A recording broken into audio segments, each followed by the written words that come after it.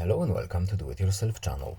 Today I will show you where to find the option how to allow and how to prevent call management app to show banner notifications in Realme 14 Pro phone. First of all, we need to go to our phone settings. Then in settings, we need to scroll down a bit to notifications and quick settings menu. Then we need to tap the banner menu, and here we have our options. So first of all, we can disable all banner notifications or enable them all using the switch at the top. And here on the list of the apps, we are looking for the call management. Here it is. It's allowed now to show our banner notifications. We can disable them by tapping the switch or enable them by tapping it again.